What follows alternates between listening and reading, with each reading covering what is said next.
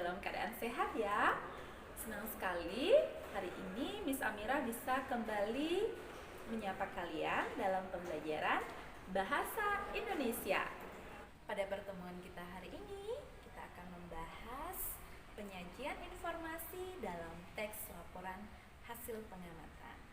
Untuk lebih jelasnya, mari kita saksikan pembahasan berikut ini. Nah, untuk materi kita hari ini yaitu menyajikan informasi dalam teks laporan hasil pengamatan. Nah, apa itu teks laporan hasil pengamatan? Sebelumnya, untuk teks laporan hasil pengamatan sudah pernah juga Miss singgung ya, Miss singgung sedikit mengenai teks laporan hasil pengamatan.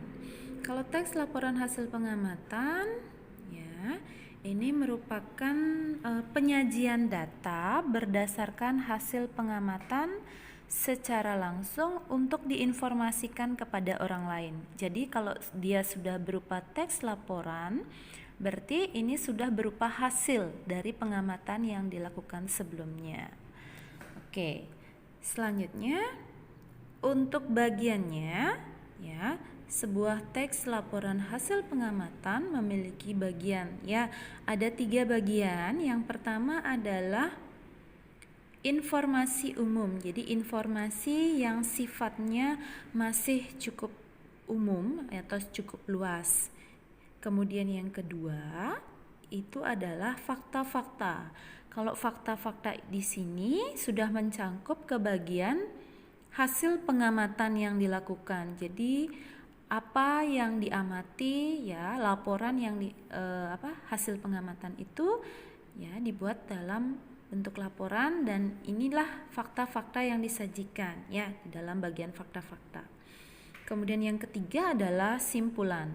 Nah, kalau simpulan dalam sebuah laporan itu biasanya khususnya untuk laporan pengamatan dia bisa ada, bisa juga tidak. Ya, artinya dia tidak tertulis secara langsung, tetapi bisa juga secara tersirat. Jadi tidak selalu dia tersurat, bisa saja secara tersirat. Nah, kalau informasi umum di dalam sebuah laporan hasil pengamatan itu biasanya meliputi nama kegiatan, kemudian ada objek, ya, objek hasil pengamatannya, kemudian ada lokasi di mana orang tersebut melakukan pengamatan atau di mana tempat pengamatan dilakukan, dan yang ketiga adalah waktu pengamatan. Jadi kapan dilakukan ya, ketika melakukan pengamatan itu apakah minggu lalu atau hari Senin atau tanggal berapa, nah itu menyangkut waktu pengamatan. Nah, berikut Miss berikan contoh laporan hasil pengamatan. Oke, di sini ada laporan hasil pengamatan. Nah, kalau pada contoh laporan hasil pengamatan di sini langsung tertulis untuk nama kegiatannya, lokasi pengamatan, waktu pengamatan, objek pengamatan, dan hasil pengamatan. Ya, kalau kita lihat dari contohnya, nama kegiatan pengamatan makhluk hidup di sekitar. Ya, jadi kalau lihat nama kegiatannya ini masih sangat umum sifatnya. Kenapa? Karena kalau kita lihat pengamatan makhluk hidup, kalau makhluk hidup itu ya banyak jenisnya, sehingga dikatakanlah sebagai bagian dari sebuah informasi umum. Kemudian lokasi pengamatan Kebun Binatang Ragunan, Pasar Minggu, Jakarta Selatan. Waktu pengamatan Kamis 5 April 2018. Objek pengamatannya hewan di Kebun Binatang Ragunan. Hasil pengamatan, nah itu dideskripsikan ya berupa kumpulan fakta-fakta yang dibuat dalam bentuk paragraf. Nah, kalau kalian melihat dari informasi umum ya, nama kegiatan, lokasi pengamatan, waktu pengamatan, kemudian ada objek pengamatan. Nah, perlu Miss tekankan di sini untuk objek pengamatan yang perlu kalian ketahui bahwa objek pengamatan tersebut adalah poin yang diamati Ya, apa poin utama yang diamati? Apa fokus pengamatan? Nah, itu ya. Kalau sudah objek, dia akan lebih mengkhusus lagi. Kalau tadi kalian lihat di nama kegiatan pengamatan makhluk hidup di sekitar. Kalau makhluk hidup di situ kan di sekitar kita sangat luas pemahamannya. Ya, tapi ketika sudah disampaikan pada objek, dijelaskan lebih khusus lagi ya, hewan di kebun binatang Ragunan. Nah, kita tahu bahwa hewan termasuk makhluk hidup ya. Ini khususnya yang ada di kebun binatang Ragunan. Lalu bagaimana hasil pengamatannya? Kita perhatikan. Kebun binatang Ragunan adalah sebuah tempat tinggal berbagai jenis hewan yang terletak di daerah Ragunan, Pasar Minggu, Jakarta Selatan. Kebun binatang ini didirikan pada tahun 1864 dengan luas 140 hektar. Selain itu, kebun binatang merupakan habitat buatan bagi para hewan, termasuk hewan langka. Di kebun binatang Ragunan terdapat kurang lebih 295 spesies dan 4040 spesimen. Kebun binatang Ragunan memiliki beragam spesies hewan yang dirawat di sana seperti reptil, unggas, mamalia, dan primata. Untuk menarik pengunjung, para petugas kebun binatang bahkan membuat fasilitas khusus untuk melihat beberapa hewan, misalnya fasilitas dunia primata. Di sana para pengunjung dapat melihat berbagai jenis primata, khususnya orangutan. Selain itu, petugas kebun binatang juga memberikan fasilitas untuk berinteraksi dengan beberapa hewan primata di sana, seperti memegang dan memberi makan. Oke, kalau seperti itu contoh laporan hasil pengamatan. Kalau kalian diminta untuk membuat sebuah laporan hasil pengamatan, seperti inilah format yang bisa kalian susun, ya. Jadi seperti itu. Jadi ini dari hasil pengamatan yang dilakukan ini semua sifatnya nyata ya, atau berupa fakta. Inilah yang disebut sebagai sebuah fakta-fakta. Oke, next kita lanjut. Dari contoh laporan hasil pengamatan ini, Miss akan coba untuk memberikan satu contoh soal. Kita lihat pada bagian pembahasan soal. Oke. Di sini kalian bisa membuka buku ESPS halaman 12. Latihan ulangan tema 1. Nah, pada buku kalian ESPS halaman 12 di sana ada sebuah teks laporan hasil pengamatan yang diberikan. Kemudian dari teks laporan hasil pengamatan diberikan 5 soal ya berkaitan dengan teks tersebut.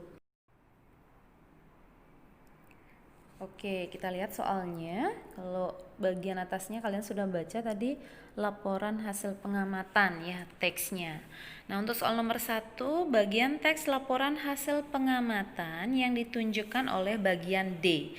Kita lihat pada bagian D itu pada laporan hasil pengamatan tercantum hewan di Taman Safari Indonesia. Berarti bagian D itu termasuk bagian apa? Apakah nama kegiatan, objek pengamatan, waktu pengamatan, lokasi pengamatan. Nah, kalau kita melihat secara secara lebih fokus ya, untuk hewan di Taman Safari Indonesia berdasarkan laporan hasil pengamatan itu merupakan bagian objek ya, bagian yang diamati di dalam laporan hasil pengamatan tersebut. Jadi yang nomor 1 itu jawabannya adalah yang B. Next, nomor 2, lokasi pengamatan di atas adalah. Jadi yang dibahas adalah mengenai lokasi, yang ditanyakan mengenai lokasi. Kalau lokasi berarti tempat. Kita lihat pilihannya, yang termasuk tempat di sana adalah apa? Taman Safari Indonesia, Cisarua, Bogor. Ya, yang mana yang tepat? A, B, C, D. Yang tepat adalah yang D. Jadi di Taman Safari Indonesia di Cisarua, bukan di hutannya. Ya, jadi di taman safarinya. Oke, next kita lihat soal nomor 3. Informasi penting yang terdapat pada paragraf pertama teks laporan hasil pengamatan tersebut adalah, nah perhatikan soal nomor 3. Biasanya kalau kalian melihat soal seperti ini akan lebih fokus pada informasi pentingnya ya. Lalu biasanya langsung ke pilihannya ya. Padahal di sana sudah dijelaskan bahwa yang dituju informasi penting yang dimaksudkan adalah untuk paragraf pertama. Jadi kita lihat paragraf yang pertama. Dari 4 pilihan itu yang mana di dalamnya? A. Jumlah hewan di Taman Safari Indonesia yaitu 2.500 ekor. Nah, ini ada di paragraf ke-2. Kemudian Taman Safari Indonesia adalah nama hutan tempat tinggal para hewan. Bukan. Kemudian hewan di Taman Safari Indonesia dibiarkan berkeliaran dalam kandang. Tidak juga ya. Yang D, Taman Safari Indonesia adalah tempat pemeliharaan dan perlindungan hewan. Kalau yang D cocok nggak? Iya, ya. Ini jawabannya adalah yang D. Ini letaknya di paragraf pertama, tepatnya di kalimat yang pertama. Oke, next. Kita lihat soal nomor 4.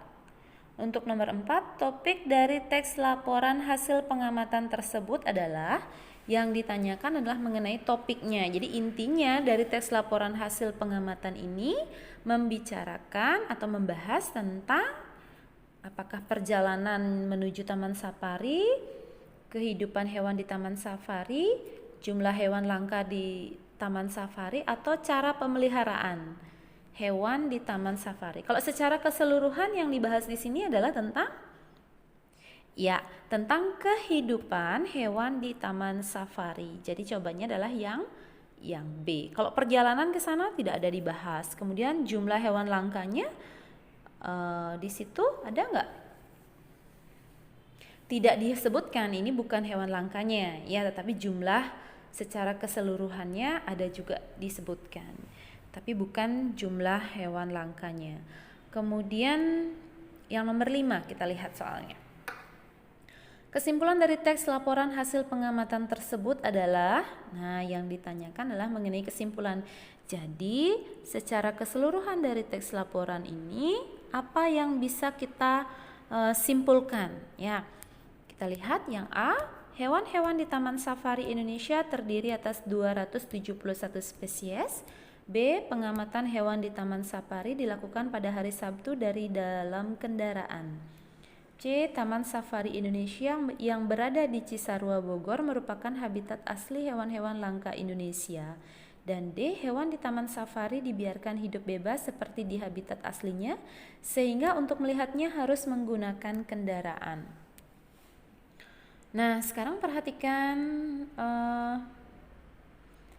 secara keseluruhan dari hasil pengamatan yang disampaikan di sana, kita bisa menemukan satu simpulannya ya. Jadi hewan di taman safari dibiarkan hidup bebas seperti di habitat aslinya, sehingga untuk melihatnya harus menggunakan kendaraan itu ya. Oke, kita lanjut ke soal yang bagian B. Oke, pada soal bagian B, di sana kalian perhatikan pada buku kalian, bacalah cerita berikut untuk menjawab soal nomor 1 sampai 3.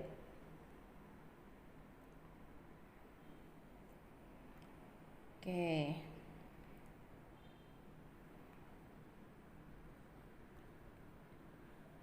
Nah, perhatikan di buku kalian sudah membaca untuk menjawab soal nomor 3. Pertanyaan yang pertama, objek pengamatan yang dilakukan oleh Agnes adalah, jadi sekali lagi untuk objek adalah bagian yang diamati ya, sehingga boleh dikatakan sebagai poin utama yang diamati dari kegiatan pengamatan tersebut itu apa.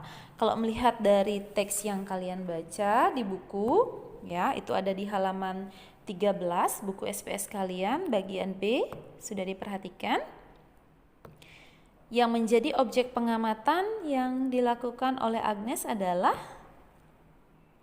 kehidupan sapi di peternakan White Farm, ya.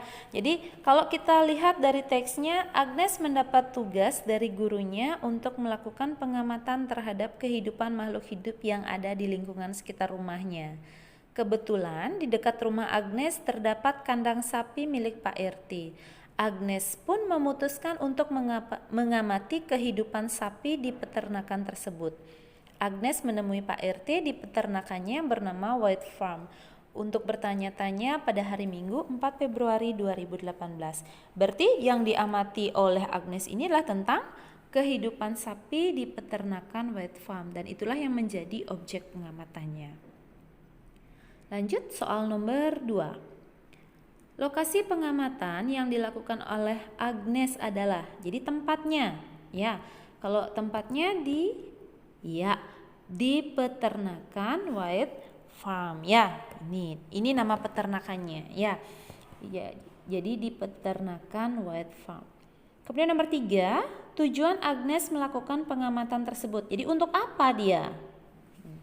Kita lihat lagi teksnya. Agnes mendapat tugas dari gurunya untuk melakukan pengamatan terhadap kehidupan makhluk hidup yang ada di lingkungan sekitar rumahnya. Kalau pertanyaannya adalah menanyakan tujuan, jadi jawabannya adalah untuk mengetahui, ya. Jadi kita awali untuk mengetahui. Untuk mengetahui apa, ya? Jelas di dalam teks di sana disebutkan untuk mengetahui kehidupan makhluk hidup yang ada di lingkungan sekitar rumahnya. Ya, itu untuk soal nomor 3. Next, kita lihat untuk soal nomor 4 dan nomor 5. Ya, nomor 4 diberikan teks laporan, ya. Kembali diberikan sebuah teks laporan hasil pengamatan. Itu untuk soal nomor 4 dan nomor 5. Ini tentang roti sumbu, ya. Roti sumbu dikenal juga dengan sebutan tape singkong. Bahan dasar makanan ini yaitu singkong. Sebelum membuat tape singkong, kupaslah singkong terlebih dahulu, kemudian cuci agar bersih. Singkong lalu dipotong dengan ukuran sedang dan direbus hingga matang. Setelah matang, singkong didinginkan di sebuah wadah. Singkong yang sudah dingin ditaburi ragi di atasnya dan wadahnya ditutup rapat. Singkong disimpan di tempat yang hangat sekitar 2-3 hari. Singkong tersebut akan mengalami fermentasi dan jadilah tape singkong. Roti sumbu atau tape singkong ini memiliki rasa manis yang enak dan aroma yang khas. Oke, kalian lihat dari teks bacaannya bahwa yang dibahas ini adalah mengenai cara pembuatannya, cara pembuatan roti sumbu, atau nama lain dari tape singkong. Sehingga soal nomor 4 kalian bisa lihat nama kegiatan yang sesuai dengan teks laporan hasil pengamatan di atas, yaitu kegiatannya adalah cara membuat roti sumbu, pengamatan cara membuat roti sumbu. Oke, nomor 5, kesimpulan teks laporan hasil pengamatan di atas. Nah, yang bisa disimpulkan dari teks laporan tersebut apa? Kita cari poin utamanya adalah mengenai proses pembuatannya. Lalu bagaimana proses pembuatan roti sumbu tersebut atau tape singkongnya?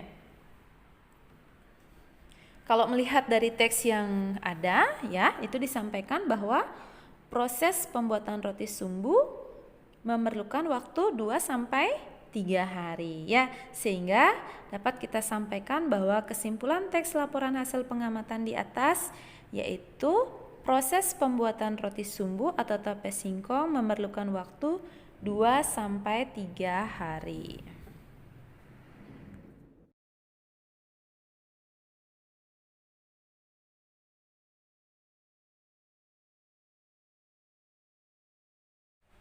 Anak-anak, demikian tadi pembahasan kita mengenai penyajian informasi dalam teks laporan hasil pengamatan. Untuk lebih jelasnya lagi, nanti kalian bisa perhatikan kembali pada buku SPS untuk pembelajaran 1. Selamat belajar dan selamat berlatih.